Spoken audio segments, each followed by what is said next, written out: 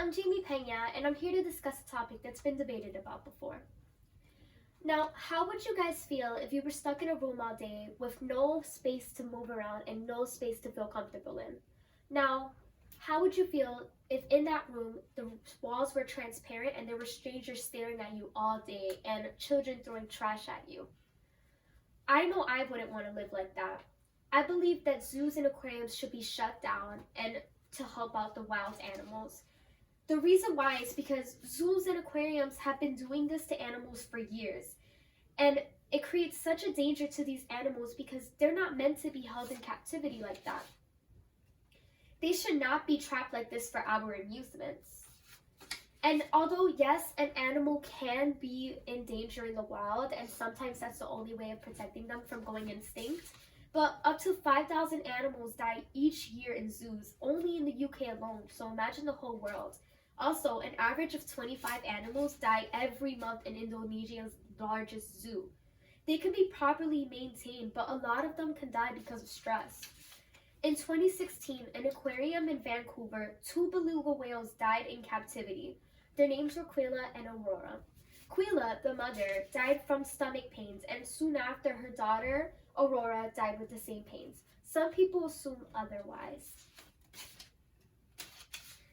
These animals in these small cages and small habitats and enclosures are not nature to them. They're not used to being trapped in these places that they can't even be animals in. They suffer in these places and they can and have died from premature death. Although it's not common, zoos can create danger to animals as well. How's that? Well, it can create dangers to us by mistakes that are caused by us as well. It's already happened multiple times. For example, the situation with Harambe. The famous Harambe was due to a child falling into Harambe's enclosure and was dragged down by the gorilla. The child was okay, thankfully, but unfortunately, Harambe died and he was shot by one of the workers because the worker was trying to save the child. Another incident with the famous Shamu. Shamu was captured from her home at 3 years old only. She was being trained by getting starved and for some tricks. One day, in a live performance, Shamu bit her trainer and the trainer was seriously injured and she needed 100 stitches. Although the chances of something like this happening with these animals are rare and avoidable, why would anyone want to risk the chance of a child or an adult or an animal being killed or seriously injured? There's always a slight chance a zoo or an aquarium worker can make a mistake because we're all humans and we could easily make mistakes. But the mistake can lead to an animal getting on the loose or adult or a child falling into the enclosure. It is well known that animals have to go through so much in zoos that can cause trauma to them.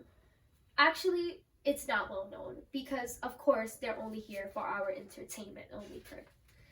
Well, I think you guys should know, not only do animals die every year due to zoos and aquariums, they are also put through so much trauma. Why, you may ask? Because of the living conditions. As much as the creators of these should try, the enclosures can never come close to the natural habitats of these animals. Normal wild animal habitats has so much more than zoos make the animals feel more like home and make them feel more natural to them. These animals aren't living their short lives to the fullest. Putting them through torture with these overpopulated zoos creates so much stress to them.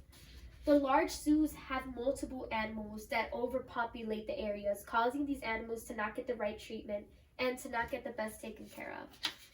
Bringing up Quilla and Aurora again, the belugas that died because of the stomach pain. A lot of people assume that they died because of the stress that was getting caused due to the aquarium. To end this with a quote from Liz Tyson in her passage, "Zoos are cruel and unnecessary." She states, "Animals are not ours to control and imprison, and such. I agree that there are bad zoos. I agree that there are worse zoos, but I do not believe that there are such things as a good zoo, meaning zoos are not good for animals and can never be good. How can we avoid animals going on the loose? An animal dying because of unnatural causes? Truth is, these are things we cannot avoid. because there are always going to be chances of these things happening no matter how much we try to avoid it. That's why we shouldn't have these zoos and aquariums. They're just not meant to be, and we need to stop forcing it. So next time you want to see a beautiful, precious animal, open a book or the internet. Or you can always travel to these places because the places where these beautiful places animals are supposed to be in. But that might be a bit too dangerous. An action you could take to support this would be avoiding all zoos and aquariums or even amusement parks that have the same attractions. Now that you've heard this speech, would you still go to an aquarium or a zoo?